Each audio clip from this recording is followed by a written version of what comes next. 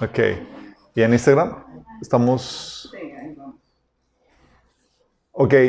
En esta ocasión, igual que la vez pasada, no vamos a poder transmitir en vivo en YouTube.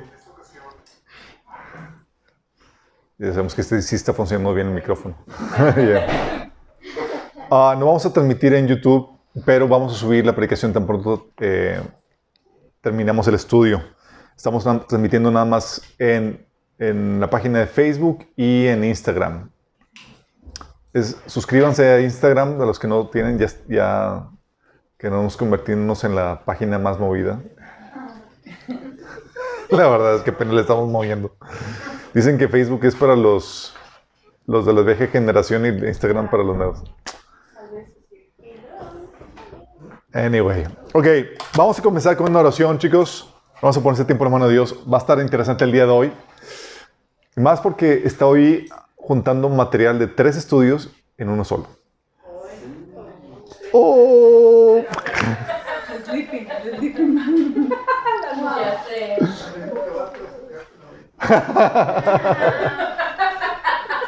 No, pero voy a dar la versión resumida. Tranquilos, tranquilos. Vamos a orar.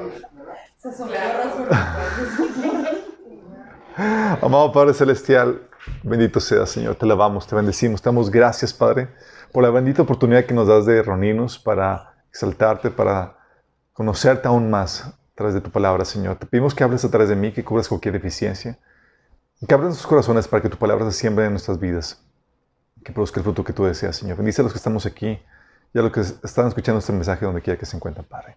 Te lo pedimos, Señor, en nombre de Jesús. Amén.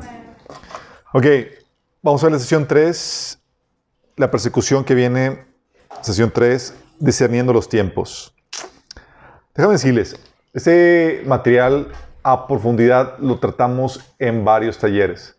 Uno es el taller de discerniendo los tiempos, y el otro es en el taller de escatología. Vamos a también tocar acerca de esa temática. Aquí es donde vamos a resolver acerca de las dudas de, ¿nos va a tocar la tribulación que está profetizada al final o no?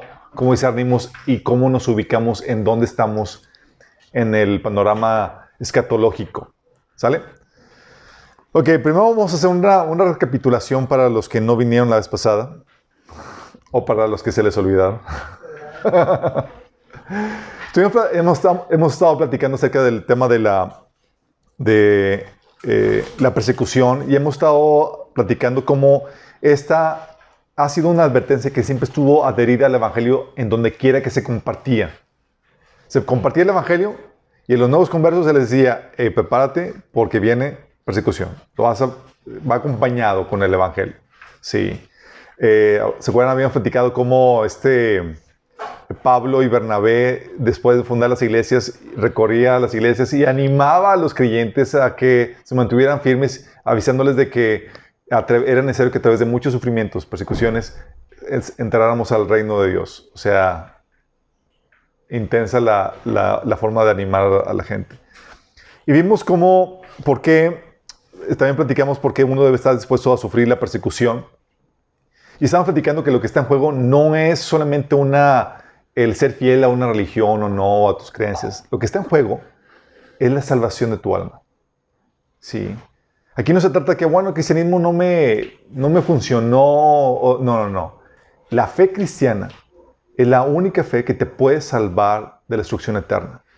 Mahoma no murió por ti, Buda no murió por ti, nadie ha pagado el precio de tus pecados más que Jesucristo. Y es el único que te pueda dar el perdón de pecados, la vida eterna. El Señor Cristo es el que tiene el monopolio del perdón, del Espíritu Santo, ¿sí? Y de la vida eterna. Y vimos entonces que uno debe estar dispuesto a sufrir persecución porque lo que está en juego es nuestra salvación de nuestras almas. Y luego, más importante, porque renunciar a nuestra fe es renunciar a lo más importante y valioso que hemos encontrado, que es Cristo. Queremos quedarnos con Él. Estamos dispuestos a sacrificar toda nuestra vida y demás para quedarnos con Cristo. Como decía el apóstol, todo lo considero pérdida por el inigualable valor de quedarme con Cristo. ¿Sí? O lo que decía el salmista, que fuera de ti no haya deseado en la tierra. Dice, ¿a quién tengo yo en los cielos y fuera de ti nada deseo en la tierra? Y aparte de eso, el Señor nos promete vida eterna en un estado de perfección en su creación. No enfermedad, no crisis, no injusticia, no nada. Nos permite vida eterna en un estado de perfección. Ahorita la creación es bonita, en un estado caído. Pero imagínate cuando venga la restauración de todas las cosas. Cuando el Señor te conceda gloria, honra y esplendor. Sí, con todas las recompensas que viene preparado con Él. Obviamente, vale la pena sacrificar y padecer persecución. De hecho, Pablo decía que las penurias, las problemáticas, los sufrimientos que padecemos ahorita son incomparables con el peso de gloria que viene para nosotros. Y dices, pero está tremendo. Bueno, es incomparable con la gloria que viene. ¿Sí? También, gracias a esta advertencia que los apóstoles daban a los creyentes, a los nuevos creyentes, pudieron mantenerse firme bajo la terrible oposición que vino en la siguiente generación después de los apóstoles. O sea, los preparó tan bien que la siguiente generación de discípulos enfrentaron la persecución tan exitosamente que lo que ocasionó fue que, lejos de renunciar a la fe, ocasionó que prosperara la fe. ¿Se acuerdan? Me han platicado cómo en medio de la más terrible persecución los cristianos habían invadido y habían prácticamente poblado toda Roma por medio de la extensión del Evangelio. Decía Tertuliano que ya habían invadido todo menos los templos paganos. Tenían representantes cristianos en todas partes. Y contrario a nuestra generación, contrario a lo que los apóstoles advertían a esa generación para que pudieran pasar la persecución, en nuestra generación se tiene una expectativa muy diferente del Evangelio. Los apóstoles advertían, hey, tienes que creer en el Evangelio y prepárate porque puede venir persecución y tienes que estar dispuesto a sufrir por la causa de Cristo. Habíamos platicado la vez pasada cómo ahorita se te comparte el Evangelio y se te enseña a esperar una vida de esplendor ahorita, de bienestar ahorita, sin problemáticas y que todo te va a ir bien. Sí. Que vas a poder cumplir tus sueños y tus deseos con el Evangelio. No es tal cual. Y eso habíamos platicado que sucede por no distinguir la diferencia entre el pueblo de Israel y la iglesia, que son dos entidades diferentes. Y que muchas promesas del pueblo de Israel las están aplicando la iglesia de forma descontextualizada. Hemos dicho, oye, bueno, entonces significa que todas las bendiciones solamente son para Israel, pues mejor me hago judío. No, habían platicado que las bendiciones de Israel nunca se han cumplido en totalidad, pero se van a cumplir a través de la iglesia y son promesas que se van a encaminarse a cumplirse en el milenio y se van a realizar por medio de Cristo y su iglesia, que van a establecer el gobierno que va a traer justicia, prosperidad y paz. También vimos las diferentes fuentes de donde viene la persecución y las formas en que se manifiesta. Vimos que puede venir de la familia, tus amigos, la sociedad, organizaciones, instituciones, el gobierno y aún de la iglesia. Y que puede tomar la forma de crítica, calumnia, burlas, insultos, discriminación, censura, acechanzas, demandas legales, despojos, cárcel y muerte. Sí. Y terminamos con la incógnita la vez pasada de que, oye, ¿por qué decimos que nos acercamos a la persecución cuando ya hemos estado experimentando algún tipo de persecución y hoy en día hay más cristianos perseguidos que lo que jamás hubo en toda la historia del cristianismo, por el número de cristianos que hay hoy en día? Y habíamos platicado que, y aún nosotros, muchos de ustedes, hemos experimentado la persecución por parte de familiares de amigos. ¿Cuántos de aquí nos ha tocado sufrir ya por causa de su fe? Discriminación, acechanzas, críticas, calumnias y demás. Estábamos dados. Sí. Y nos referimos a la persecución. Cuando hablamos de la persecución que viene, nos estamos refiriendo a la persecución final y definitiva que la Biblia profetiza que vendrá en los últimos días. Esa persecución que va destinada es la máxima persecución que se describe en la Biblia. Sí, a manos de gobierno y a manos de toda la sociedad. Y es aquí cuando hablamos de persecución, tenemos que entender que hay discrepancias en las diferentes posturas escatológicas de cuándo va a partir la iglesia. Sí, oye, ¿la iglesia va a partir antes de la tribulación o no? Algunos creen que va la iglesia a partir hasta el final de la tribulación, que nada más va a... pasan los 7 años de tribulación y demás, y la iglesia sobrevive a duras penas las tribulaciones y penurias que vienen con la tribulación. Llega Cristo, la iglesia es raptada para recibir a Cristo y encaminarlo a la tierra. A los que sobreviven. Obviamente esa postura viene por un entendimiento no completo acerca de la profecía bíblica. También están los que creen que vamos a partir en medio de la tribulación. O sea, los post-tribulación y los que creen que vamos a partir entre la tribulación, los entre tribulación, esperan que vayamos a padecer persecución. ¿Estamos conscientes? De hecho, muchos de ellos, la mayoría de los que creen que la iglesia parte a mediados o al final de la tribulación, suelen convertirse en preppers. ¿Qué son preppers? Son personas que empiezan a almacenar comida y prepararse para las terribles penurias que se avecinan en los años siguientes porque esperan vivir la tribulación. Los que creen en el rapto pretribulación, no están muy convencidos de que vayamos a padecer la tribulación que se menciona ahí. Sí. Pero lo interesante del caso es que el rapto pretribulacional, o sea, donde partimos antes de que la tribulación comience, es el que tiene la base bíblica más sólida, porque resuelve muchas contradicciones acerca de la venida del Señor. La Biblia menciona varias cosas, menciona ciertas descripciones de la venida del Señor que si no se considera el rapto pretribulacional no tendría sentido. ¿Sí? Y la Biblia sabemos que tiene el principio de no contradicción. Si tu interpretación llega a tener alguna contradicción es que no interpretaste correctamente las Escrituras. Contradicciones como la de que, oye, su venida será sorpresa, pero también predictiva. Es una contradicción. ¿Sí? Y no puede ser ambos al mismo tiempo. Entonces tiene que ser diferentes episodios. ¿Por qué sorpresa? Dice la Biblia que en 1 Tesalonicenses 5:2, 2 Pedro 3:10, Apocalipsis 3:3, que será como ladrón en la noche, sorpresivo. Mateo 24:36 dice que nadie sabe ni el día ni la hora. Pero sí la temporada. Dice, por lo mismo se nos invita a bailar, en Mateo 24:42, y se nos instruye a estar preparados todo el tiempo. Por cierto, el bosquejo del estudio está publicado. Sí, porque hay unos que me han escrito de que, oye, es que hablas muy rápido y no alcanzo a anotar todos los versículos. Está publicado el bosquejo, ¿sale? En la página de Minas Church está ahí listo eso. ¿Tienen alguna duda? No, ok. Entonces menciona que va a ser sorpresa. Y por eso se nos instruye a estar preparados todo el tiempo, porque no sabemos cuándo va a suceder ni el día ni la hora. Pero al mismo tiempo, nos enseña que es predictivo la venida del Señor. Nos dice que va a suceder al final de las 70 semanas de Daniel, que viene en Daniel 9:24 al 27.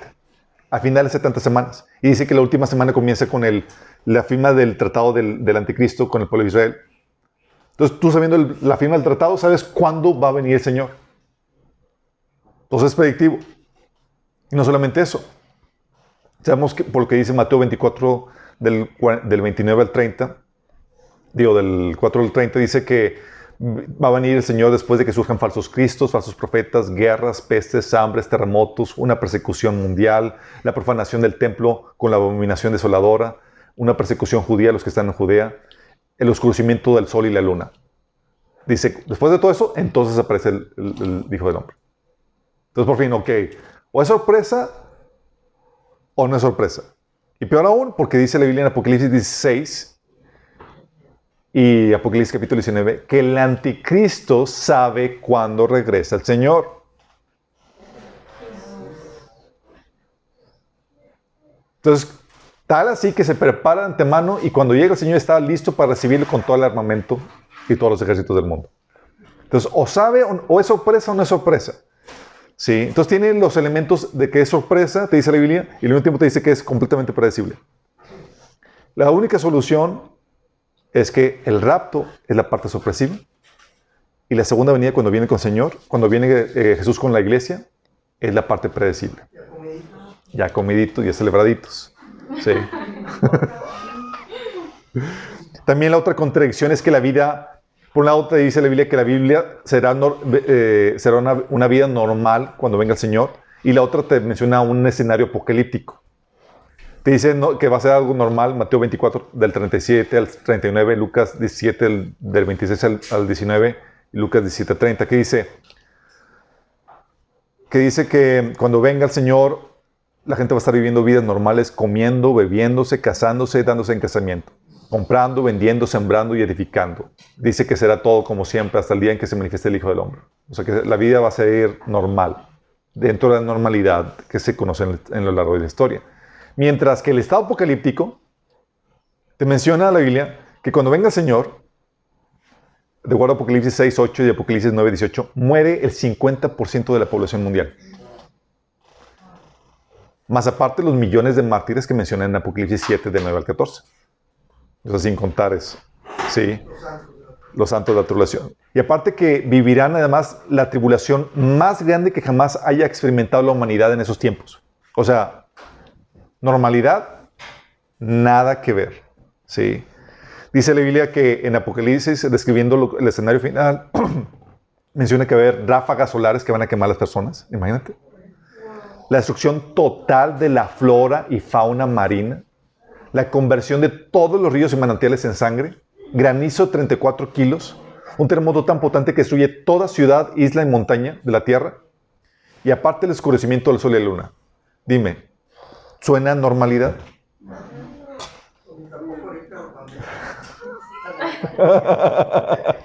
Pero ese es el escenario que pinta. Dice, por un lado te pinta que te dice va a ser normal, y por otro lado te dice la cosa va a estar terrible cuando parezca el Hijo del Hombre. ¿Cuál es la solución?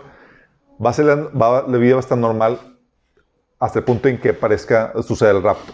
Sí, que es la primera parte de la venida del Señor.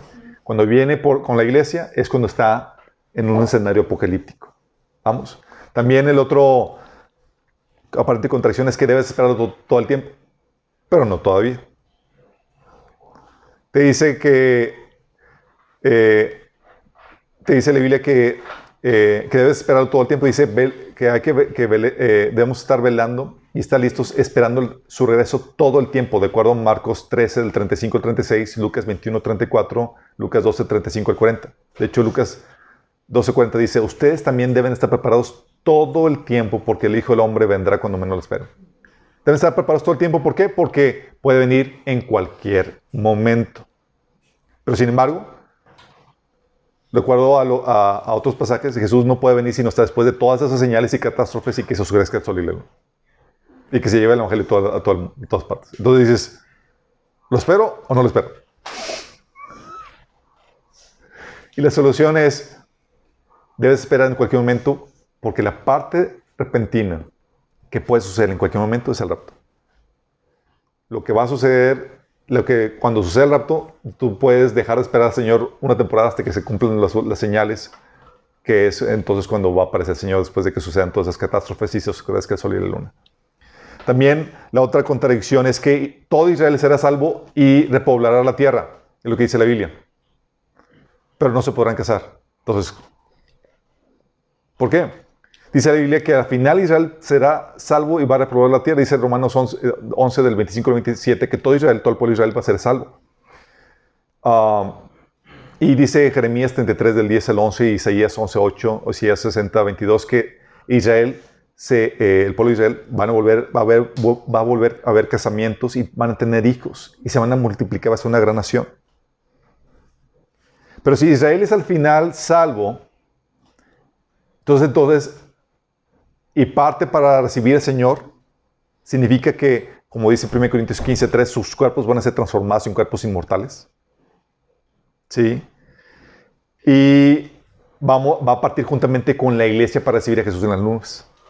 Pero la problemática es que si sus cuerpos se vuelven inmortales y reciben a Jesús en las nubes, ¿qué crees? Dice Lucas 20 del 34 al 36 que los que son parte de la resurrección o ya tengan cuerpos inmortales no se casarán ni se darán en casamiento. Entonces, ¿cómo puede Israel poblar la tierra durante el milenio si todo Israel se convierte y tiene cuerpos inmortales y no se puede volver a casar? La solución es, sucede el rapto, ¿sí? Parte de la iglesia con el Señor, y cuando llega el pueblo de Israel se convierte y vivo en sus cuerpos naturales, entra el milenio donde se pueden multiplicar, ¿sí?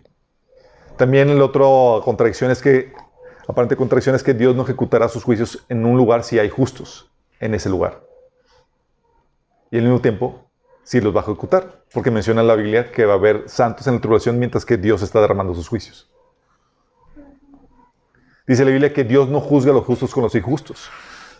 Génesis 18:25, cuando estaba Abraham discutiendo con Dios, intercediendo por Sodoma y Gomorra, le decía, ¿exterminarás a todos? ¿No perdonarás ese lugar por amor a los 50 justos que hay ahí?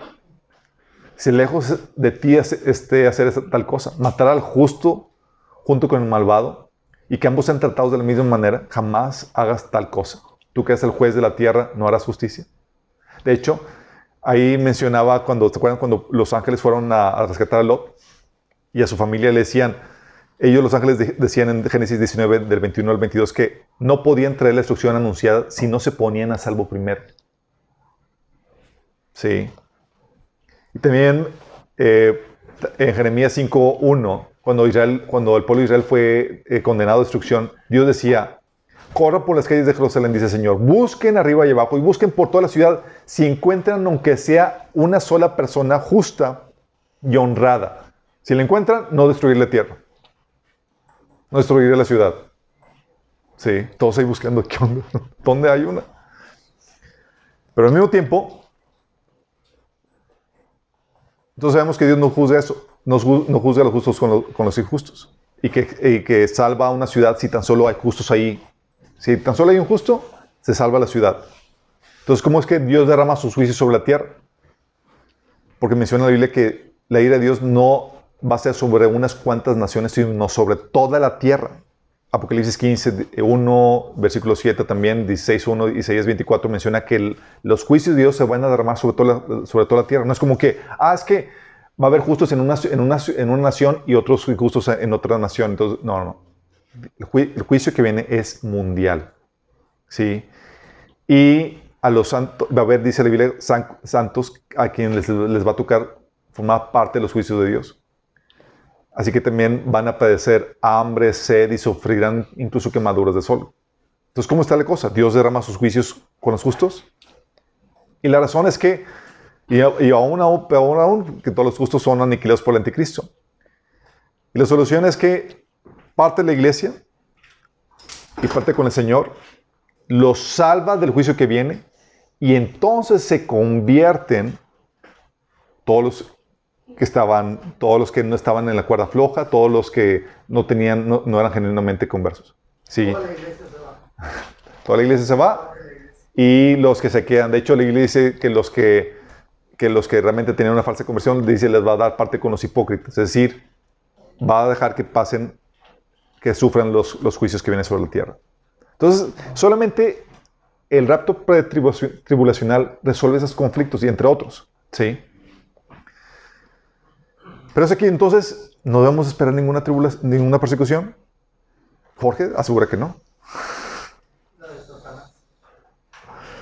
¿Cómo va a estar la cosa? Es aquí donde quiero que nos ubiquemos en la línea de tiempo. Línea de tiempo, ahora sí.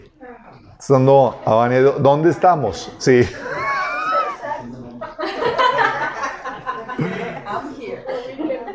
Ok, línea de tiempo. Esa es la línea de tiempo, chicos. ¿Ya lo vieron? Siguiente filmina. Ok, partimos con la era cristiana que comienza con la muerte de Cristo del Pentecostés. Sí, era la era de la iglesia. Estamos viviendo en esta era de la iglesia. Esta era de la iglesia termina con el rapto. Vamos. De 1 Tesalonicenses 4. Ahora sí, ya puedo apuntar. 1 Tesalonicenses 4, 16 al 17, habla del rapto, versículo clave, en ese sentido. Después del rapto, ¿qué sucede, chicos? ¿Comienzan los 7 años de tribulación? No, hasta que se firme. No comienzan los 7 años de tribulación. Hay un periodo indefinido que no sabemos cuánto tiempo vaya a durar, entre el rapto y la fecha en que el anticristo firma el pacto con el que comienzan los 7 años de tribulación. ¿Vamos? Entonces hay un lapso entre el rapto y la firma del rey que viene, que es el anticristo que va a firmar el pacto. ¿Cuánto va a durar ese tiempo? No sabemos. No va a durar tanto. Sí. Es ahí donde sabemos que se requiere tiempo. ¿Por qué? Porque se va a requerir tiempo después del rapto para que se consolide y se forme el gobierno mundial conformado por los 10 reyes que menciona la Biblia. Y aparte, la gran ramera debe consolidarse como la religión oficial. Y entonces debe comenzar la carrera del anticristo y consolidarse como líder en ese gobierno mundial y en esa posición de liderazgo firmar el convenio con el pueblo de Israel. O sea, tiene que pasar algo de tiempo. Meses, semanas, ahorita como están avanzando las cosas, puede ser en cualquier momento, ¿sí? Pero como Jesús decía, aún no es el fin. El rapto sucede y es como que tranquilo, aún no es el fin. Todavía tienen que pasar cosas, ¿sí? Y es aquí donde, partiendo del rapto, chicos, después de los 7 años, regresa Jesús con la iglesia. ¿Vamos? ¿Qué sucede después del rapto? Inmediatamente después del rapto comienza lo que sería principio de dolores. Es algo que ya vimos en la escatología. ¿Se acuerdan? Mateo 24 del 4 al 14, Lucas 21 del 8 al 13 y Apocalipsis capítulo 6 habla de la misma episodio en la historia, caracterizado por varias cosas. Principio de dolores está caracterizado por el surgimiento de falsos cristos, que es en Apocalipsis el primer caballo blanco. El primer caballo blanco parece que es Cristo, no, pero no es el verdadero Cristo. Es parte de los juicios sobre la tierra, ¿sí? Y aparte va cabalgando con mala compañía, porque le sigue el caballo, el jinete rojo, negro y el amarillento. Sabemos que se refiere al falso Cristo. Comienza la carrera pública del anticristo. Dice la Biblia que van a surgir muchos, pero uno es el que va a sobresalir de entre ellos y va a engañar a muchos. Dice la Biblia que como parte del principio de dolores va a haber falsos cristos, guerras, que es el segundo sello, que es el caballo rojo, de Apocalipsis capítulo 6, crisis económicas, que es hambre, que es el tercer caballo, el caballo negro. Va a haber epidemias y mortandad, que es el cuarto caballo, el caballo amarillento. Todas esas características vienen en Mateo 24, Lucas 21 y Apocalipsis capítulo 6, y está hablando de la misma temporada, que es principio de dolores. Principio de dolores de parto. Sí. Pero el principio de dolores es después. Después del rapto. Por eso estamos poniendo, sucede el rapto. O sea, dolores de parto antes del rapto de No. Ahorita lo que estamos viviendo, chicos, no es nada. Mira, el hecho que los famosos... Son dolores de partillo. Como quiera, yo pienso que al principio de dolores hay algunas ciertas similitudes. Yo, por ejemplo, difiero en eso, pero como quiera, pienso que lo más importante que creamos es que no vamos a estar en la gran tribulación. Miren, el principio de dolores no es por varias razones, aparte porque está hablando Lucas 24 y Lucas 21, donde está hablando de los falsos cristos, falsos profetas, las guerras, las crisis económicas y la mortandad. Sabemos que no es nuestro tiempo, sino es el principio de dolores que sucede después del rapto. ¿Por qué? Porque los sellos, o el principio de dolores, son los comienzos de los juicios de Dios sobre la tierra. Sí. Y sabemos que no estamos aquí durante ese periodo. Sí. De hecho, no sé si...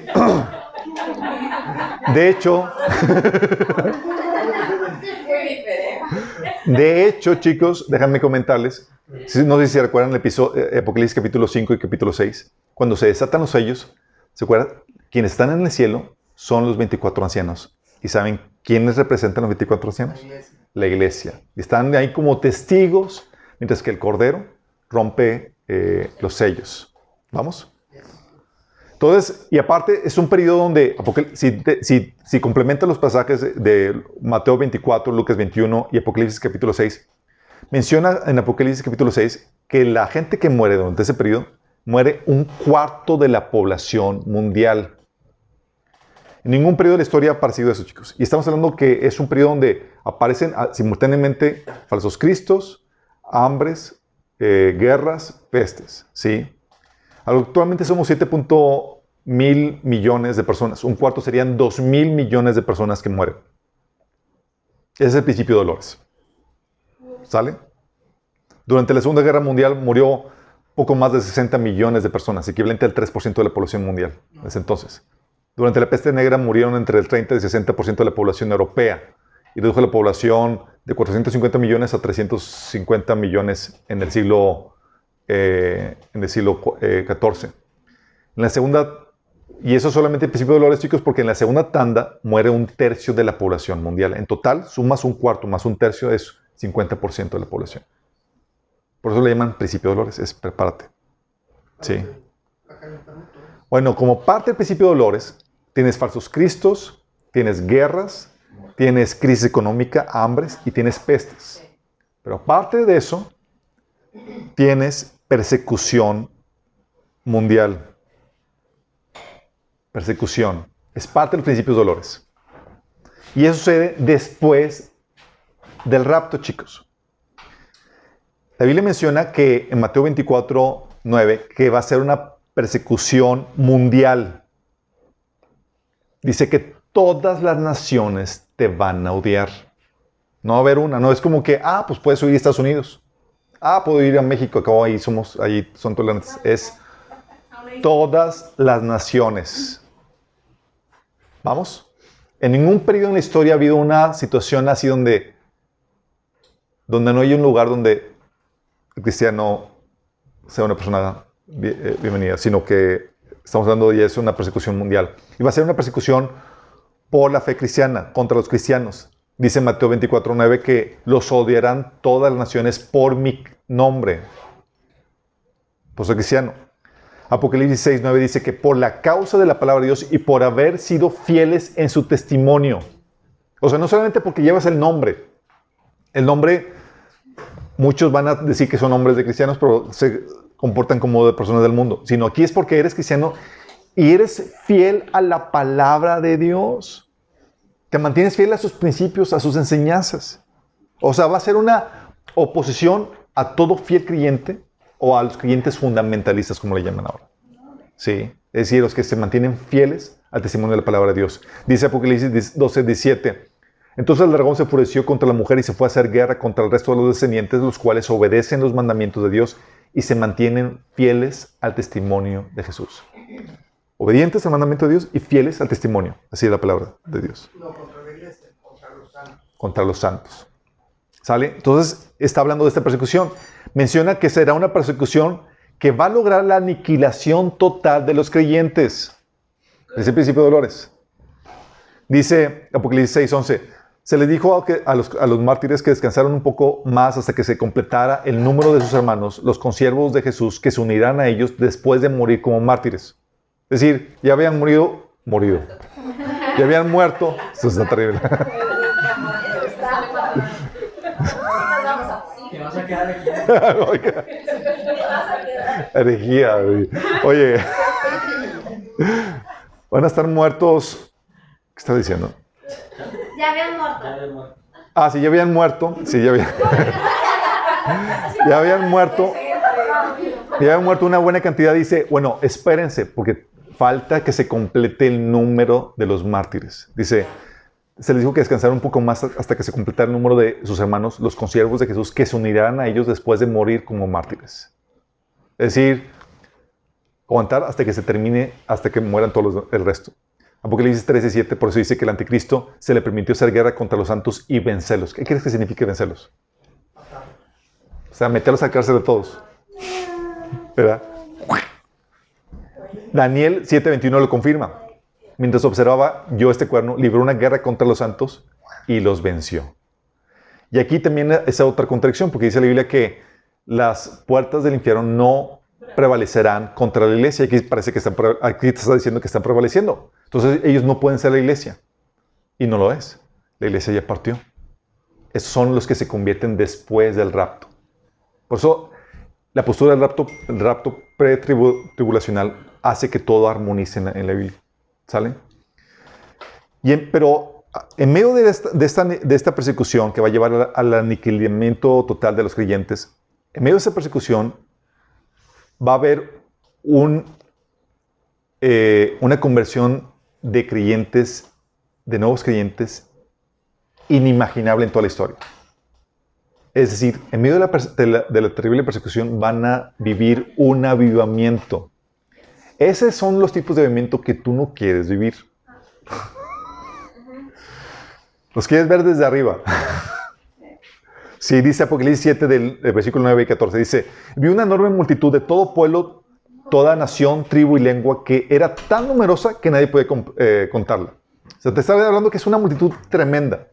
Entonces llega Juan y le pregunta, se le acerca un anciano y le dice, ¿quiénes son ellos? Y Juan dice, pues, no sé, Señor, tú sabes.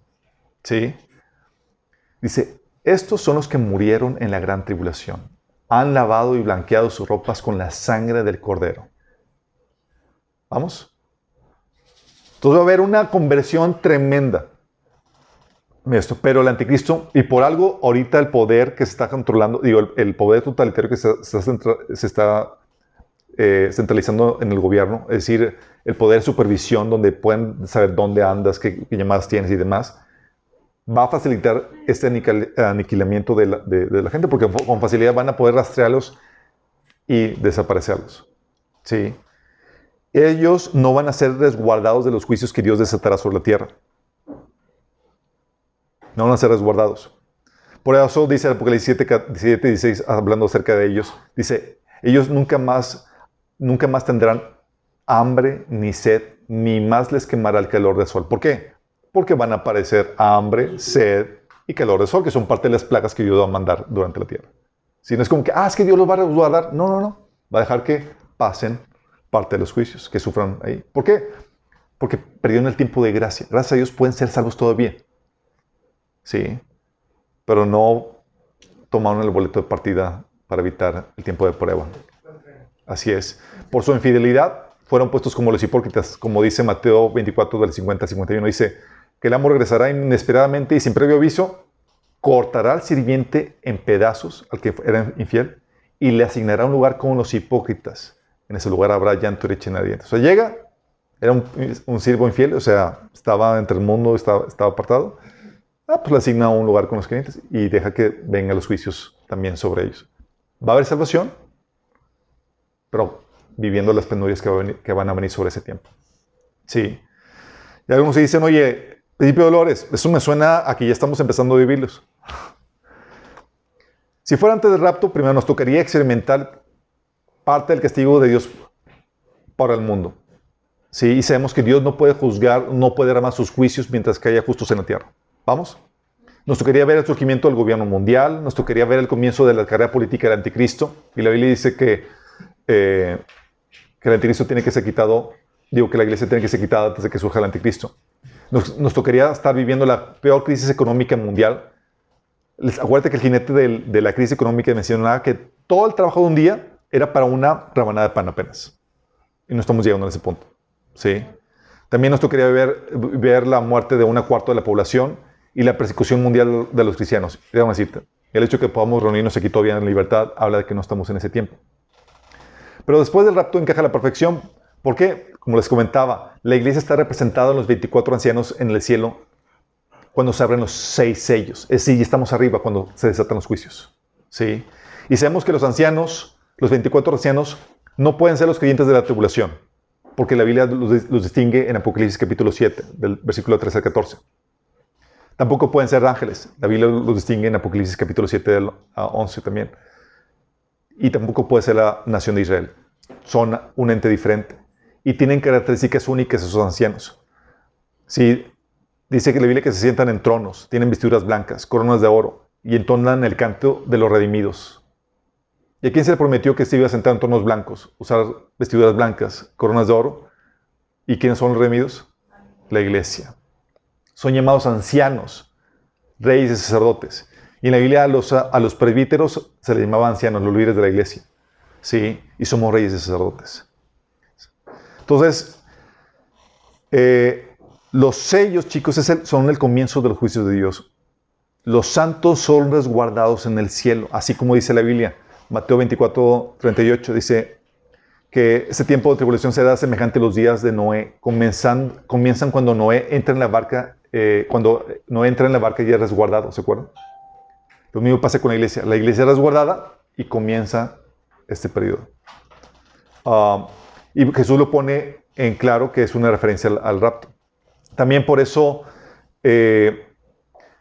la Biblia menciona que en Apocalipsis capítulo 12 del 4 al 5, ¿se acuerdan? Cuando ven la señal en el cielo de la mujer, que es el pueblo de Israel, que concibe a un bebé que es el que va a regir las naciones. Sabemos que ese bebé no solamente es Cristo, sino la iglesia. ¿Se acuerdan? Y dice que ella dio luz al hijo que gobernaría todas las naciones con vara de hierro. El dragón, dice, al dragón le arrebataron al hijo y lo llevaron hasta Dios y su trono. O sea, somos resguardados de esta persecución que se está por el dragón. ¿Vamos? De hecho, dice Salmo 27:5, porque Él me esconderá en su tabernáculo en el día del mal, me ocultará en lo reservado de su morada, sobre una roca me pondrá en alto. Está hablando de cómo va a resguardar a sus santos. Lucas 21:36 dice, velad, pues en todo tiempo orando, que seáis tenidos por dignos de escapar de todas estas cosas que vendrán y de estar de pie delante del Hijo del Hombre. O sea, ¿podemos escapar y estar de pie delante del Señor? Sí. Podemos. Y eso es solamente con el rapto. Entonces no hay de otro, porque los juicios de Apocalipsis, dices, es que los principios de Dios son locales, vienen sobre una nación. No, son mundiales, no regionales. Apocalipsis 3:11 dice que, por cuanto has guardado la palabra de mi paciencia, yo también te guardaré de la hora de prueba que ha de venir sobre el mundo entero para probar los que moran en la tierra. Apocalipsis 12 dice, por el cual alegraos cielos y los que moréis en ellos. ¿Por qué? ¿Quién está en el cielo? Los santos, cuando suceda el rapto. Ay, dice más, ay de los moradores de la tierra y del mar, porque el diablo ha descendido a vosotros con gran ira, sabiendo que tiene poco tiempo. Dice, hay moradores de la tierra, no los moradores de Estados Unidos o moradores de México. No es, prepárate. Sí. Parte del anticristo es parte de los sellos, del principio de dolores, chicos. Dice la Biblia en Apocalipsis 2, del 7, dicen Tesalonicenses, segunda de Tesalonicenses 2, del 2 al 3, que el día del Señor, ¿se acuerdan que es el día del Señor? Es el periodo de juicio de Dios sobre la tierra, que va en aumento y con el clímax de la segunda venida del Señor. Es el día del Señor, es el día de venganza del Señor, que dice la Biblia, que comienza con los juicios de Dios, con los sellos. Dice, el día del Señor no comienza sino con la revelación del hijo de perdición, dice 2 Tesalonicenses 2, del 2 al 3. Por eso, primer sello, ¿qué es? Es el anticristo. Lo cual no puede suceder sino hasta que la iglesia se quita de en medio, como dice Pablo en 2 de Tesalonicenses 2, del 6 al 7. Sí, dice que ahorita no se pueden manifestar porque hay algo que lo está reteniendo, que es la actividad de Dios a través de la iglesia. Entonces dices, oye, ¡wow! Nos salvamos de la persecución. ¡Aleluya! Entonces, ¿por qué estamos viendo este taller? La verdad es que no me había acordado de esto y pues... No. Previo al rapto, chicos, ¿qué podemos esperar? Las bodas del Cordero. Previo al rapto. Me caso antes. La Biblia te da un escenario de lo que los apóstoles esperaban previo a la venida del Señor. Y esto es muy revelador para nosotros porque podamos aplicar el mismo discernimiento que ellos estaban aplicando a nuestros tiempos, a nuestra generación. Porque dicen, oye, se equivocaron ellos. No. Ellos estaban viendo un escenario que iba a preceder la venida del Señor, que iba a preceder el rapto, que iba a ser justamente previo al rapto. Ellos, los apóstoles, creían que estaban a punto de ver la venida del Señor. 1 Juan 2, de 18 al 19, por ejemplo, dice, queridos hijos, llegó la última hora. En otra versión dice, esta es la hora final y es el último tiempo. ustedes han oído que el anticristo viene y han surgido muchos anticristos, por eso sabemos que la última hora ha llegado. O sea, sabían que ya el Señor iba a venir. Pedro decía, primera de Pedro 4:7, el fin del mundo se acerca. Por consiguiente, sean serios y disciplinados en sus oraciones. Es decir, no fallen en sus tiempos devocionales. Sí. Pero decía, el fin del mundo. ¿Por qué decía Pedro eso? Que ya se acerca. Pablo Timoteo le decía a Timoteo, es bueno que sepas que en los últimos días habrá tiempos muy difíciles. ¿Por qué le decía Pablo a Timoteo eso? Porque esperaba que ellos veían que ya iba a ser el final y que venían tiempos difíciles. El autor de la carta de Hebreos dice, animémonos unos a otros, sobre todo ahora que el día de su regreso se acerca. O sea, ya lo viene a la puerta. Judas, el hermano de Jesús, en la epístola de Judas dice que los apóstoles les advirtieron que en los últimos tiempos habrá gente burlona cuyo objetivo en la vida es satisfacer sus malos deseos. Hablando de, advirtiéndoles y escribiéndoles carta de que estamos en los últimos tiempos, por eso hay gente burlona en la iglesia. Y uno puede tomar dos suposiciones. Vaya, se equivocaron. Esperaban en su generación y esperaban el escenario de la venida del Señor, y por lo que estaban viendo, y el Señor iba a venir en cualquier momento, pero se equivocaron. No saben que todavía iban a pasar 2000 años más antes de que Jesús volviera. Y podemos ignorar los comentarios de ellos. Pues se equivocaron, X, los ignoras. O puedes decir, wow, nos está dando una pista de cómo sería el escenario previo a la venida del Señor. Ellos sabían cómo sería el escenario previo a la venida del Señor y nos estaban alertando. El hecho de que no haya venido el Señor cuando lo esperaban no significa que estuvieran equivocados en cuanto al tipo de escenario que sabían habría de surgir previo a la venida del Señor. Y eso es lo que vamos a tomar en cuenta. Si es así, ¿cómo es el escenario que estaban viviendo y que les estaba llevando a creer que ya era el fin? ¿Cómo era el escenario? Ok, el escenario, ellos visualizaban varias cosas. Visualizaban la descomposición de la fe cristiana. Eran tiempos peligrosos, tal como lo estamos viviendo nosotros. Y nos encontramos en un mundo cada vez más adverso a la fe y a los verdaderos creyentes. Y ellos esperaban surgimiento de falsos maestros dentro de la iglesia. ¿Cómo andamos con esto? Check. Sí. Dice 1 Juan 2, 18 al 19. Queridos hijos, llegó la última hora, esta es la hora final. Dice, ustedes han oído que el anticristo viene y han surgido muchos anticristos. Por eso sabemos que la última hora ha llegado. 2 Pedro 2, del 1 al 3 dice, en Israel hubo falsos profetas, tal como habrá falsos maestros entre ustedes.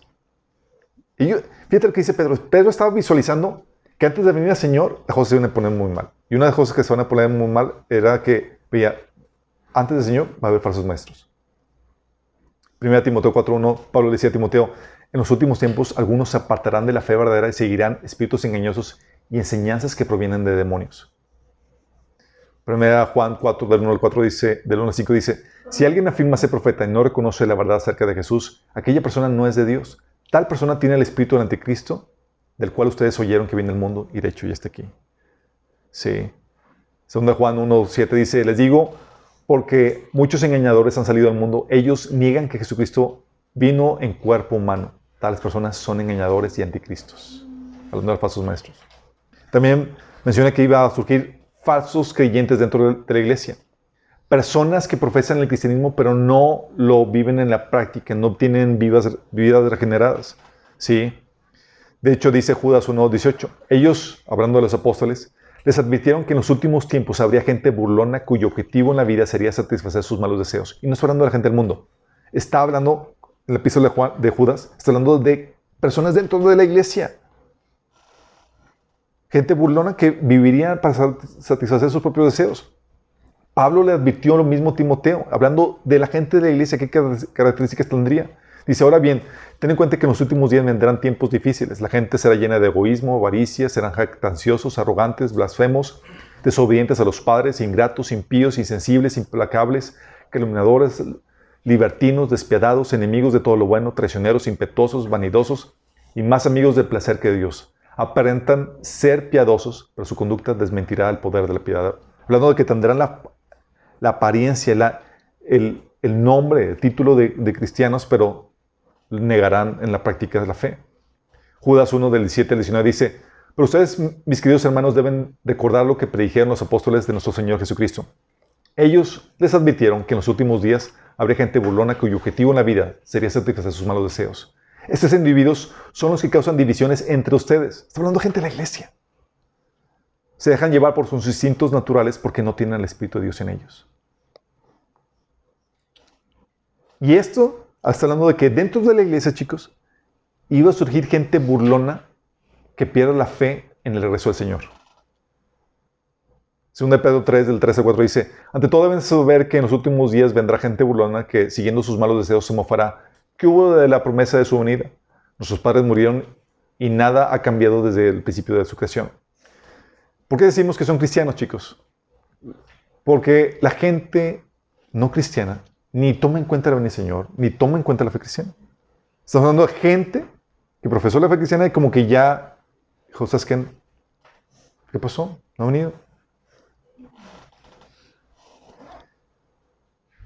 Entonces está hablando de que van a surgir falsos maestros, falsos creyentes, y los creyentes van a estar abandonando la fe cristiana. Se van a desviar por falsas enseñanzas, siguiendo falsos maestros. Dice 2 Pedro 2, del 12 al 22, que surgirán falsos maestros que seducen con los instintos naturales desenfrenados a quienes apenas comiencen a apartarse de los que viven en el error.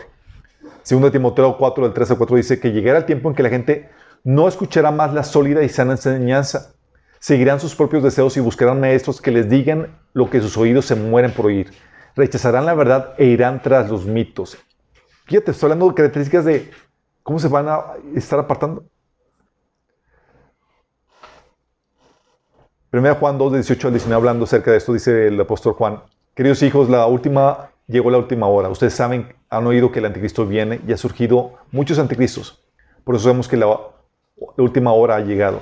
Esas personas salieron de nuestras iglesias, pero en realidad nunca fueron parte de nosotros. De haber sido así, se habrían quedado con nosotros. Al irse demostraron que no eran parte de nosotros. O sea, Juan creía que era el tiempo final por los opositores a la fe que habían surgido de entre los cristianos. Por las desviaciones que estaban surgiendo, que estaban apartándose. Entonces, veía creyentes abandonando la fe y creyentes prostituyéndose en el mundo, que es el mensaje la advertencia que Dios le dio a la iglesia de la Odisea. Que le decía a Jesús: tú dices que soy rico, que tengo todo lo que quiero y no necesito nada, cuando no te das cuenta que eres un infeliz, miserable, pobre, ciego y estás desnudo. O sea, cuando empiezan a utilizar la fe para conseguir lo que es el éxito de este mundo. Pero en medio de esto, chicos, que veían, y fíjate, eso es la versión que tenían, ese es el escenario que veían previo al rapto. Y todos lo estamos viendo, chicos.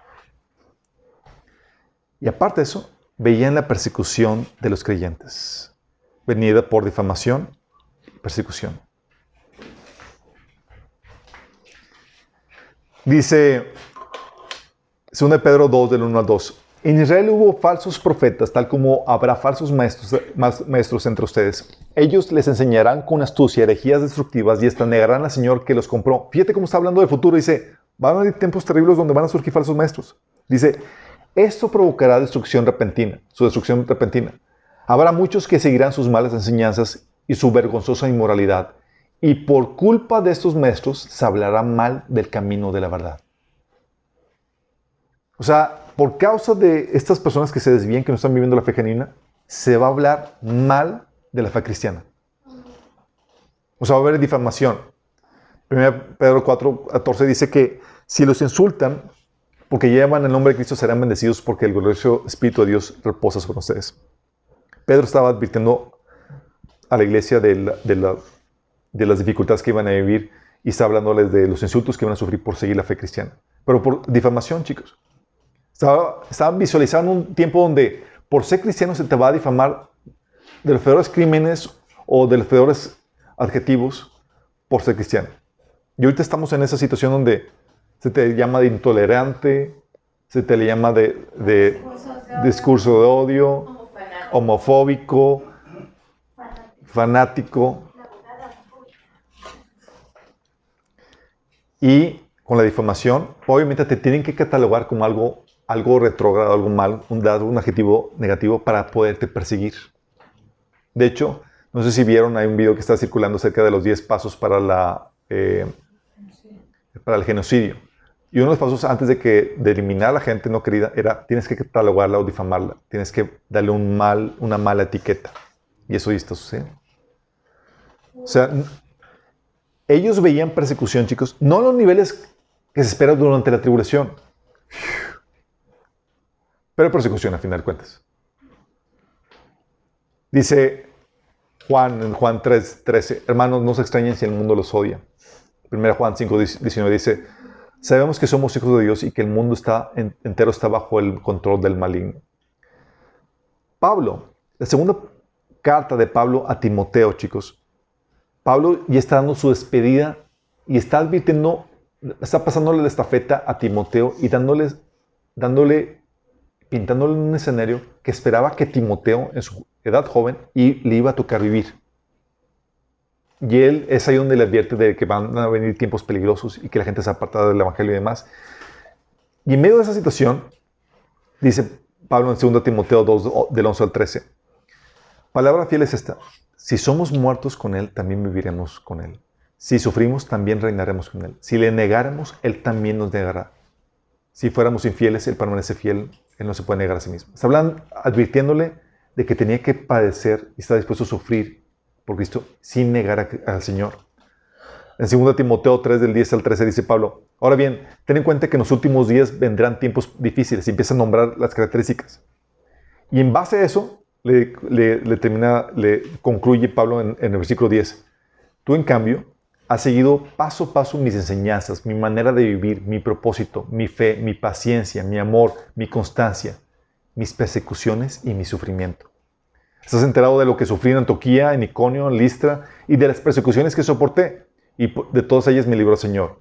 Así como serán perseguidos todos los que quieran llevar una vida piadosa en Cristo Jesús. Mientras que esos malvados embaucadores irán de mal en peor, engañando siendo engañadores. Fíjate el escenario que está pintándote. Diciendo que los malvados van a ir fortaleciéndose y tú estás dispuesto a padecer persecución. Dice 2 Timoteo 4:5, vendrá tiempo cuando no sufrirán la sana doctrina. Y le empieza a explicar cómo está la cosa. Y luego dice, pero tú sé sobrio en todo. Soporta las aflicciones, haz obra evangelística, completo ministerio. ¿Fíjate cómo está advirtiendo? Soporta aflicciones. Porque ante un mundo que está más adverso a la fe cristiana, chicos, es normal de esperarse que la prédica resulte en algo desagradable, que te vaya a ocasionar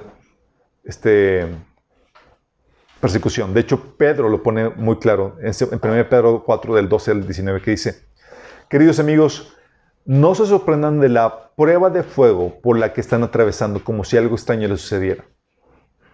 En cambio, alégrense mucho porque estas pruebas los hacen ser partícipes con Cristo de su sufrimiento para que tengan la inmensa alegría de ver su gloria cuando sea revelada a todo el mundo.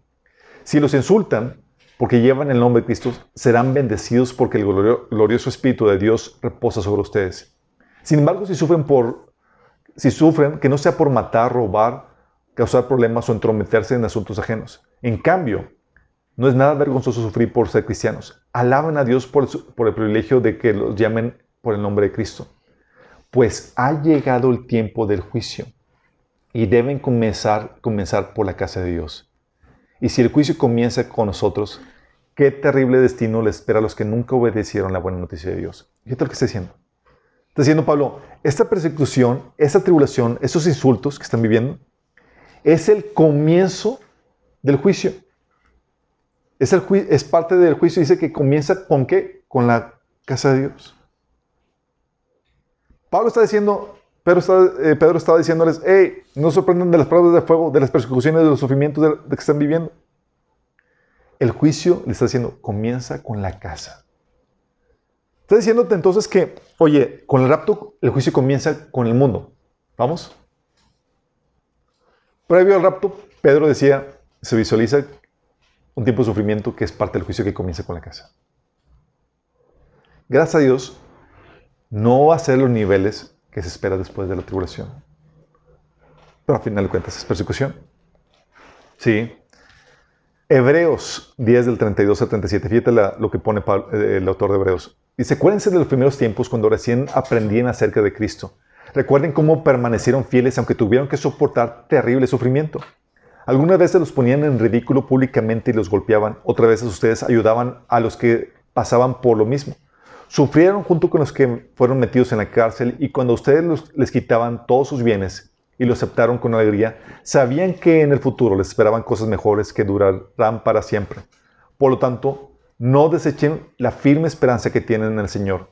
Tengan presente la gran recompensa que les traerá. Perseverar con paciencia es lo que necesitan ahora para seguir haciendo la voluntad de Dios.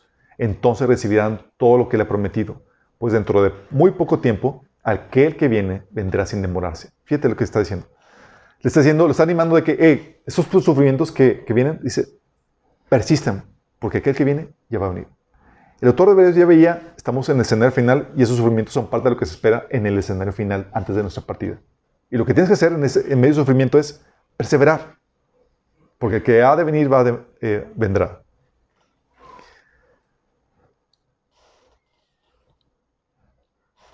Chicos, si viene una persecución terrible después del rapto, ¿a poco no es de esperarse que nos toque ver todo alistarse para dicha persecución? ¿A poco no tiene sentido? Oye, si viene una persecución global, masiva a nivel mundial, entonces nos tiene que tocar ver todo alistarse para dicha persecución. Es de esperarse.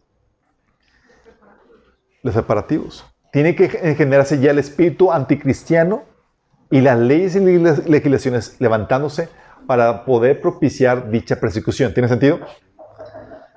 Ese escenario, así de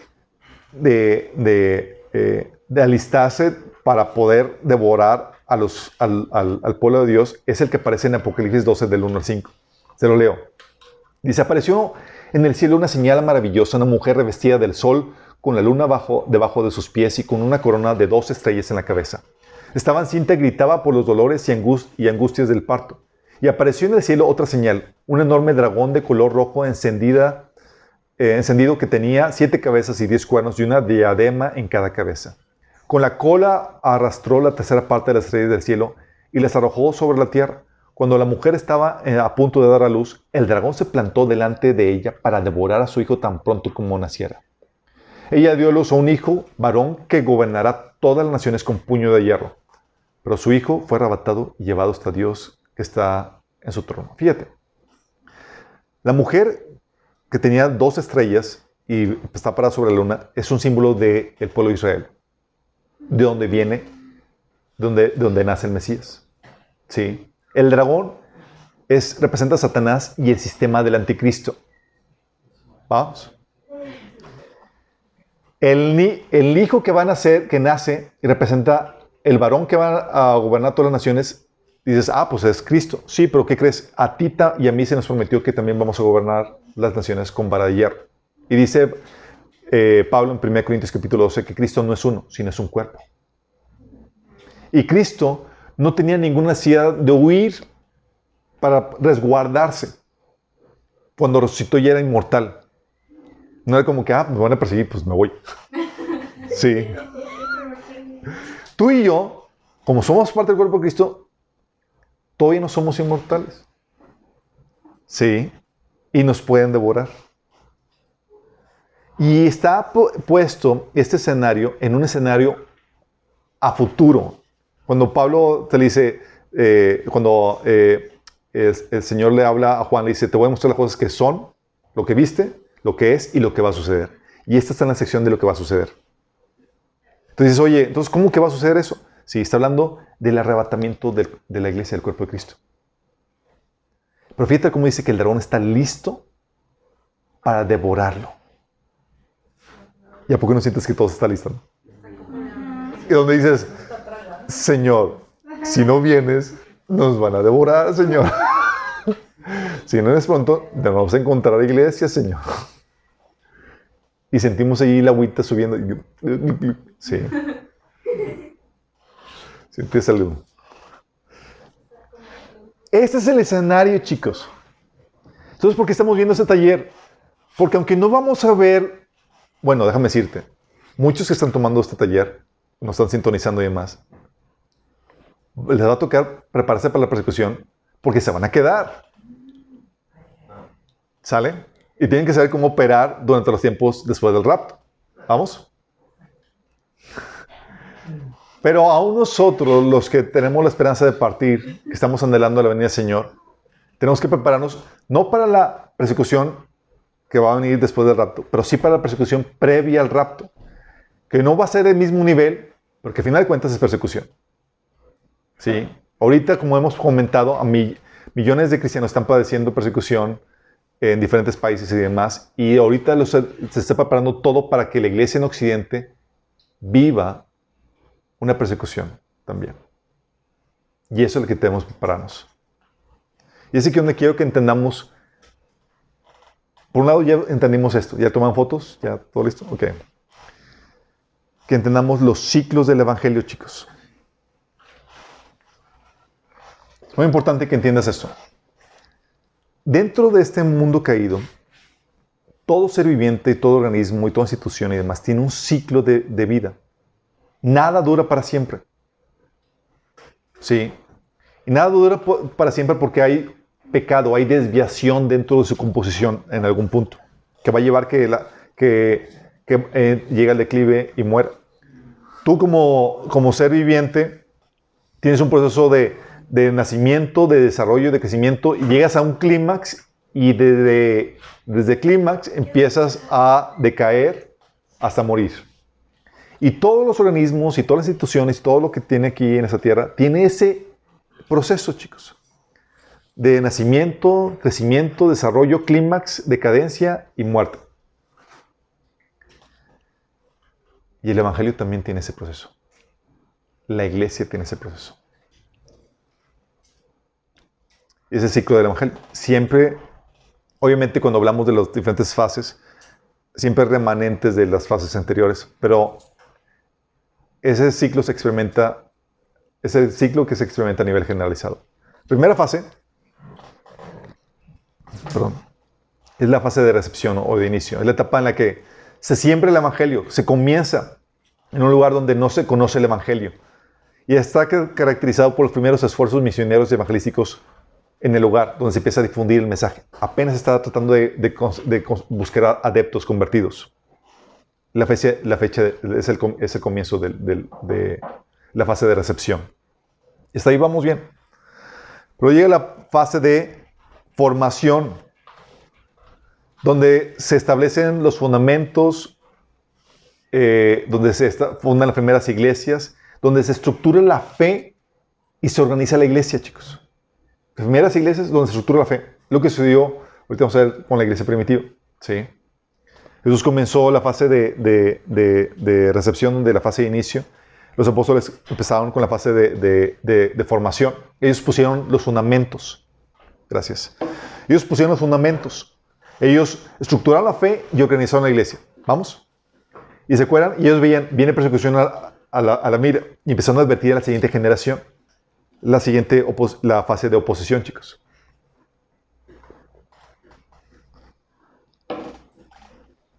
La fase de oposición es la etapa de crecimiento en medio de la oposición de adversarios al Evangelio.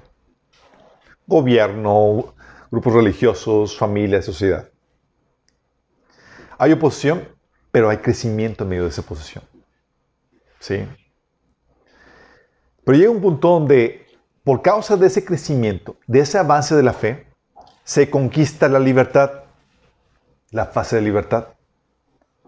Es la etapa en la que por crecimiento se gana terreno considerable y se obtiene la libertad y la aceptación general de la fe cristiana.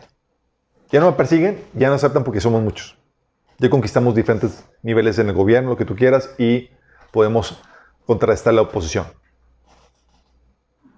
Eso sucedió cuando Constantino se convierte. Dice, no, pues aceptamos, pues ya no les queda otro porque estaba creciendo tanto el Evangelio y la mayoría de Roma se estaba haciendo cristiana. Y los líderes de gobierno sabían muy bien que para mantener a Roma unida tenía que haber unidad de religión. Sí, cuando ya la mayoría son cristianos y están opuestos a los cristianos, era la clave para derrumbar su propio imperio.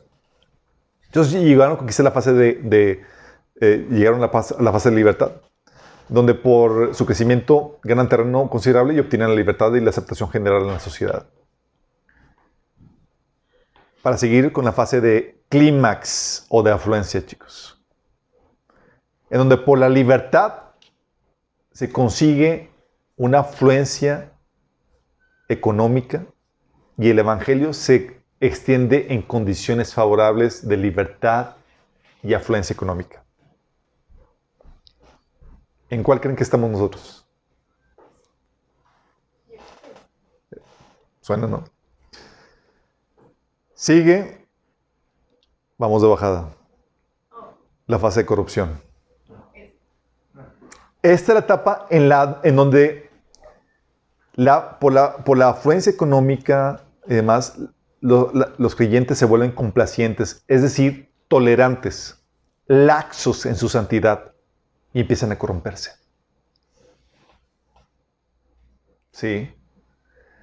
Deja que entre el mundo a la iglesia en metas, valores y formas.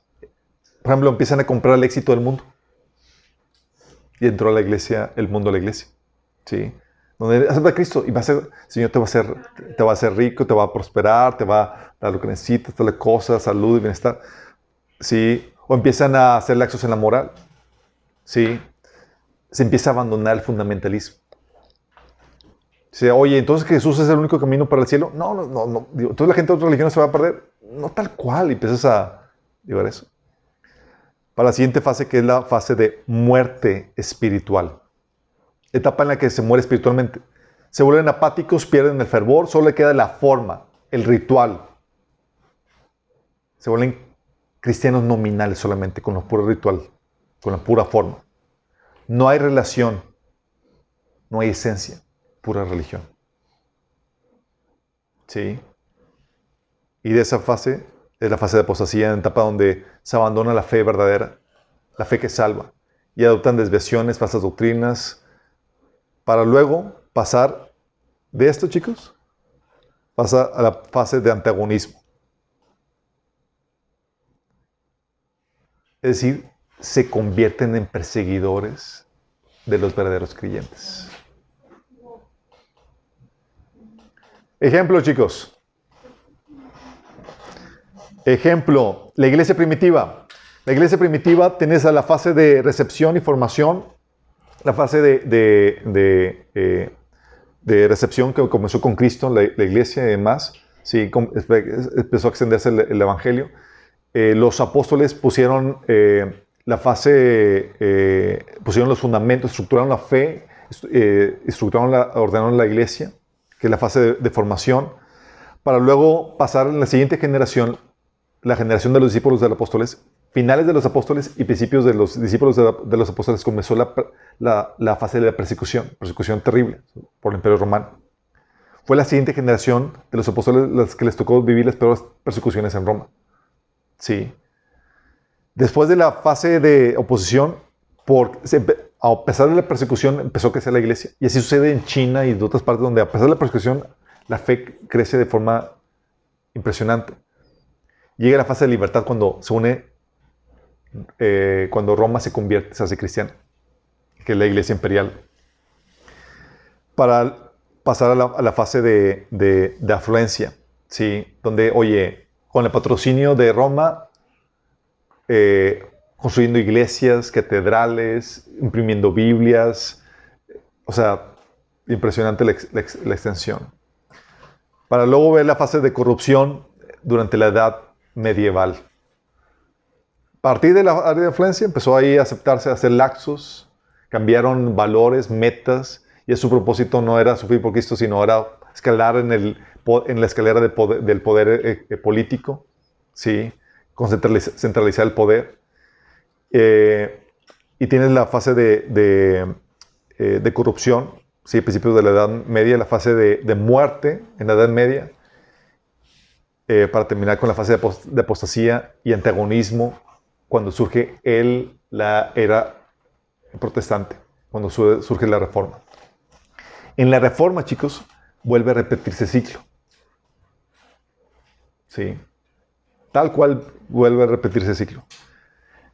Comienza con Lutero, los demás padres de la Reforma empiezan a estructurar la fe cristiana, empiezan a crecer en medio de la Inquisición romana, de la Inquisición católica, logran conquistar la libertad, los países protestantes y demás, llegan al punto de éxito económico, los países protestantes prosperaron de una forma tremenda y lograron extender el bienestar económico y la libertad a todos los demás países, para luego encontrarse con la iglesia en decadencia, en proceso de corrupción, donde empiezan a aceptar, a avanzar, aceptar el mundo. Ya no empiezan a, su meta ya es conquistar el mundo, ser ricos y demás por medio de la fe, o empiezan a desviarse del cristianismo ortodoxo, ya no predican el evangelio, empiezan a predicar, hacer labor social como método de evangelismo, ¿sí? Ya no predican la salvación por fe, etc. Entonces llegan al punto de la muerte espiritual. Por ejemplo, la iglesia protestante en Europa está muerta espiritualmente. Más que muerta, dice Jesús. Está ya en la fase de apostasía. La apostasía.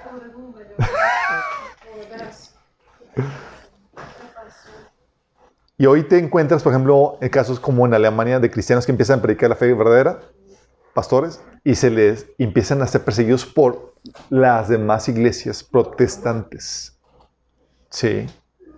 Se está repitiendo el ciclo, chicos. Bueno, la iglesia americana está un poquito desfasada. No va tan avanzada en la corrupción como en Europa. Y la iglesia latinoamericana está todavía un poco más desfasada. Pero vamos ya pasamos la fase, el clímax, chicos, y estamos en la fase de corrupción. Entre la fase de corrupción, muerte y apostasía. A nivel mundial.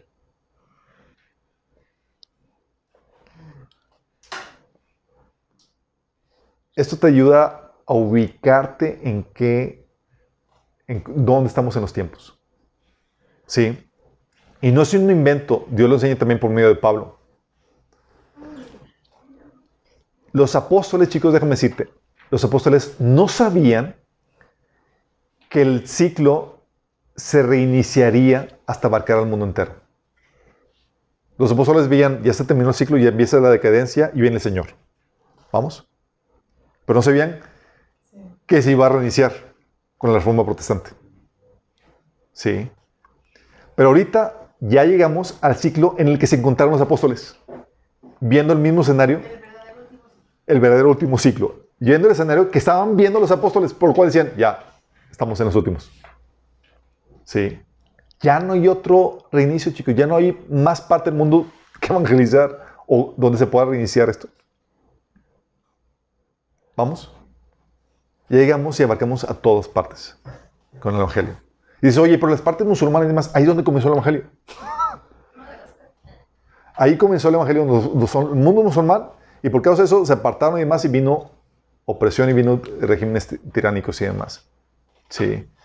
Y ahí les pongo los versículos acerca de eso. Pero eso es el ciclo del evangelio. El ciclo de las naciones, chicos, es muy similar.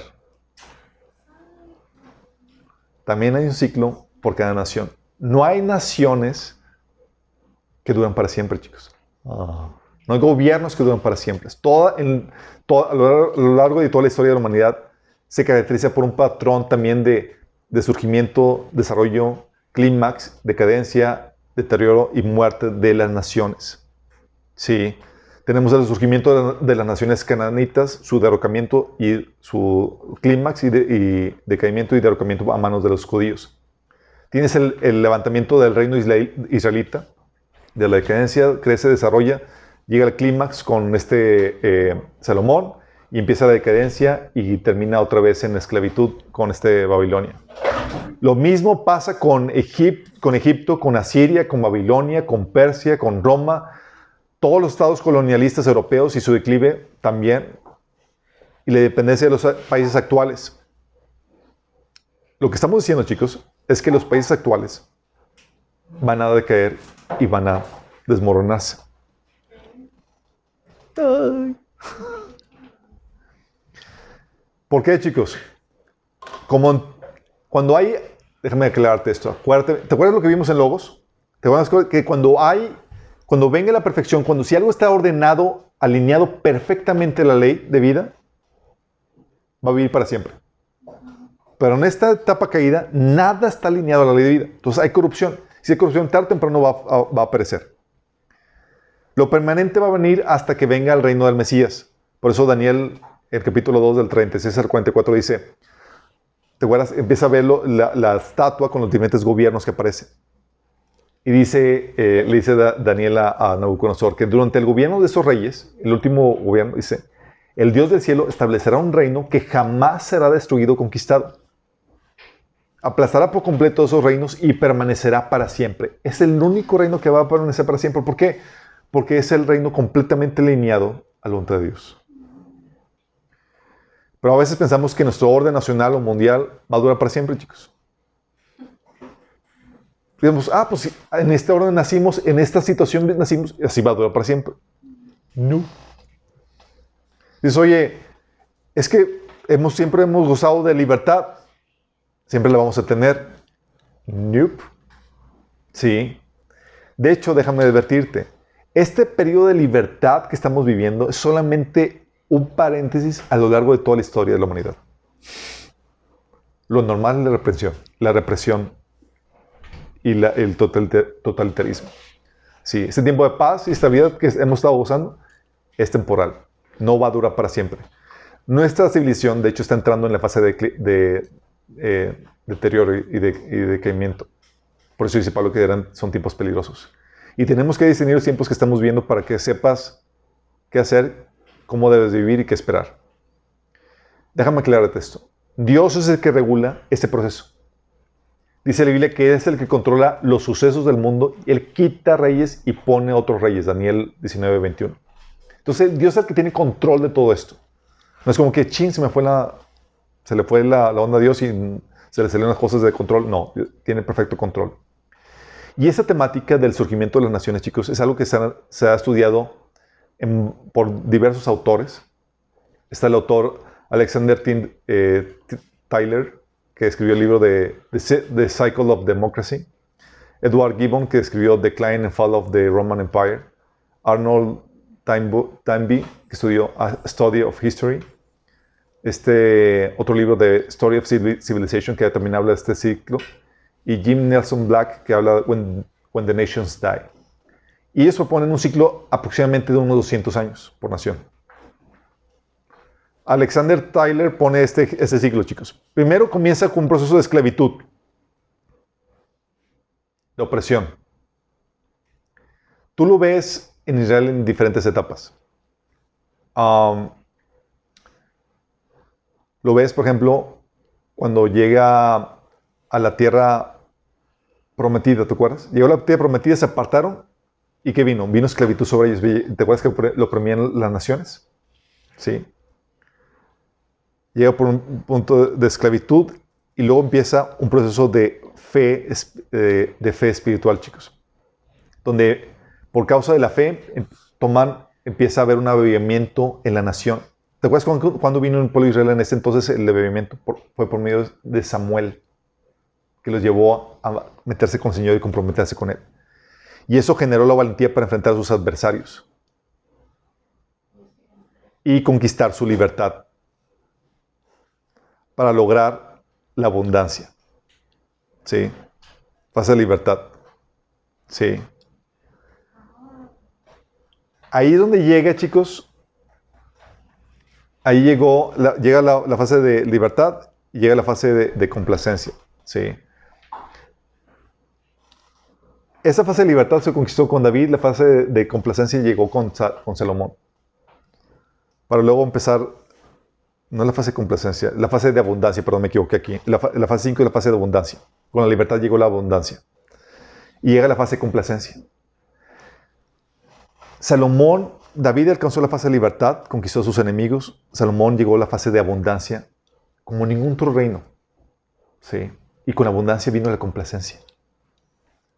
Con la complacencia empezaron a tolerar pecados y demás. Llegó la apatía ante la situación y eso generó la dependencia. Y con la dependencia viene otra vez el ciclo de esclavitud, chicos. Se repite. Ese es el proceso. Sí. Tienes a Israel que ha pasado este ciclo varias veces. tienes la fase de Israel, la fase 1, cuando pasó por la fase de esclavitud en Egipto. Tuvo la fe para creer en la libertad, en el ideal de libertad de una tierra propia. Hubo un avivamiento religioso con Moisés. Tuvo la valentía para enfrentar a Faraón y pelear en la tierra prometida. Consiguió la libertad de su esclavitud y el dominio de la tierra. Vino la abundancia en la tierra prometida, ¿se acuerdan? Y por causa de la abundancia, se volvieron complacientes, comprometieron sus principios, toleraron personas y prácticas detestables. Por causa llegó la apatía, cayeron en un relativismo moral, en donde cada quien hacía lo que quiere y nadie le importaba. Luego eso los llevó a una dependencia. Pierdes poder y dependes de otras naciones. ¿Te acuerdas que ellos tuvieron que depender se volvieron esclavos de otras naciones? Por eso llegó la esclavitud y la opresión de naciones vecinas. En la fase 2 de Israel, la esclavitud de esa situación, de esas naciones vecinas, ¿te acuerdas que incluso dice la Biblia que Israel ni siquiera podía tener espadas? Todo lo tenían los filisteos. No había personas que afilaran espadas porque los filisteos tenían monopolio de eso. En medio de la esclavitud y opresión de las naciones vecinas, llegó la fe espiritual que los llevó a consagrarse a Dios y creer que podían recuperar la tierra por medio de Samuel. Con los reyes, el rey Saúl y David tuvieron la valentía para pelear contra sus enemigos. Consiguieron la libertad principalmente con el rey David. Consiguieron la abundancia con el rey Salomón. Se volvieron complacientes, empezando con Salomón, ¿se acuerdan? Empezando a tolerar prácticas detestables. Eso llevó a una apatía y relativismo mundial. ¿Tú crees en otros dioses y demás? Pues yo también. Y empezaron con esa apatía. Y se volvieron dependientes de otras naciones para su propia protección. ¿Te acuerdas? Dice el libro de Reyes que tienen que pedir ayuda a los asirios, a los egipcios y demás para eso. Se volvieron dependientes, vulnerables, y luego caen en exilio y esclavitud con Babilonia. Este siglo, chicos, se repite vez tras vez, nación tras nación. Cuando llega el tiempo de la abundancia, de hecho, me estresa que no esté... Cuando llega el tiempo de la abundancia, nosotros ya pasamos el tiempo de la abundancia, chicos. Estamos en el tiempo de la complacencia, donde los principios, donde estamos aceptando, comprometiendo o tolerando cosas que no deberíamos de tolerar. Y eso va a traer como consecuencia la apatía, que es el relativismo moral, para hacernos dependientes. De hecho, Estados Unidos ya está en la fase de dependencia. ¿Sí sabes que la mayoría de los productos estratégicos que tiene Estados Unidos, ¿sabes quién los produce?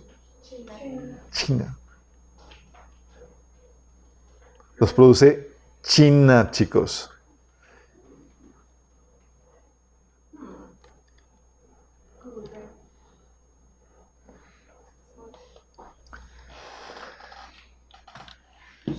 ¿Y sabes qué está pasando ahora? Ahorita estamos en la fase en donde está empezando la fase de esclavitud, chicos. Ya entramos en la fase de dependencia de naciones extranjeras y estamos en la fase de esclavitud. ¿Por qué? La fase de esclavitud se caracteriza por la pérdida de derechos y libertades.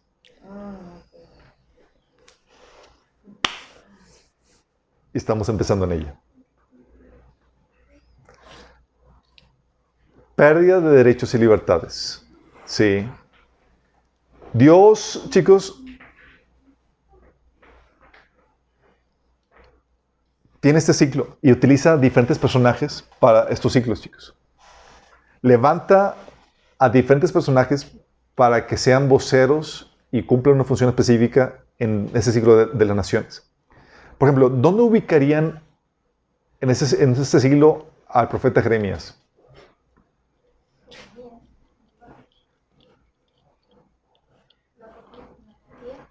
La apatía y dependencia.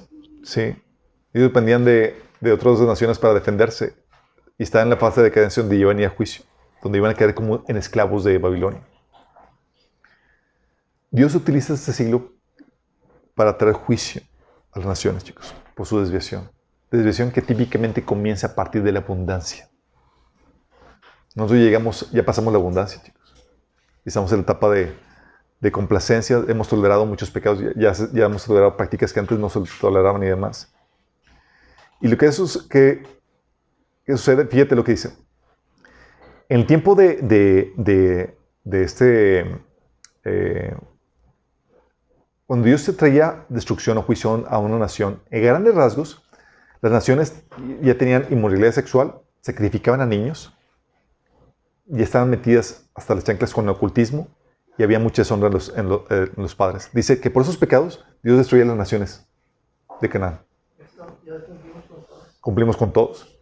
Bueno, a detalle, el pueblo de Israel, cuando vino un juicio con Babilonia, había cambio de valores y había entrado ya el relativismo. Isaías 5:20. Hay de los que llaman a lo bueno, a lo malo bueno y a lo bueno malo, que tienen las tinieblas por luz y la luz por tinieblas, que tienen lo amargo por dulce y lo dulce por amargo. Relativismo, chicos. ¿Cómo siento ahorita? Estamos en un punto donde lo describe perfectamente. Había cambio de valores, el relativismo, también corrupción en el gobierno. Pero corrupción hasta las chanclas. Y la menciona en varios pasajes, Isaías 1:23, Isaías 5:23, Habacuc 1 del 2 al 4. También había impunidad y derramamiento de sangre inocente. Jeremías 2:34, Jeremías 22:17, Jeremías 19:4. Había corrupción no solamente en el gobierno, sino en los negocios. Isaías 5:8. Corrupción en la sociedad, Jeremías 5:1. Abuso de los líderes religiosos, Jeremías 23:1, Jeremías 23:11. Había gente religiosa, pero impía en la práctica. Isaías 1 del 11 al 15.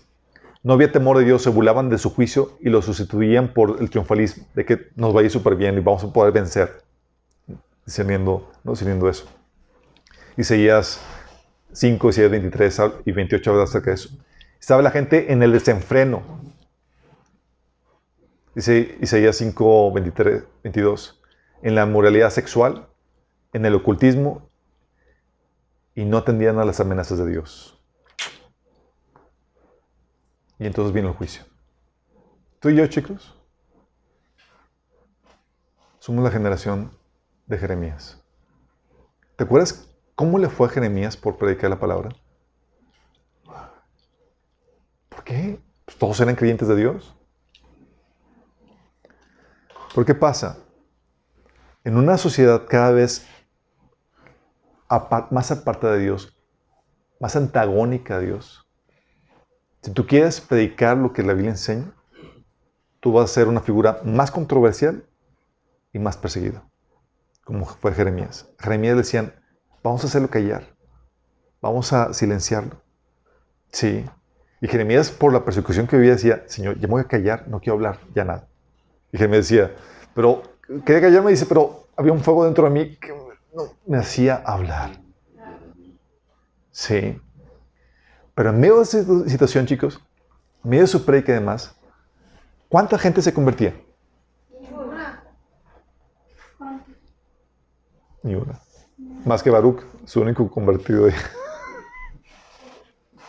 Y Baruch estaba todavía con la esperanza de tener un negocio exitoso en medio de lo que venía. Sí.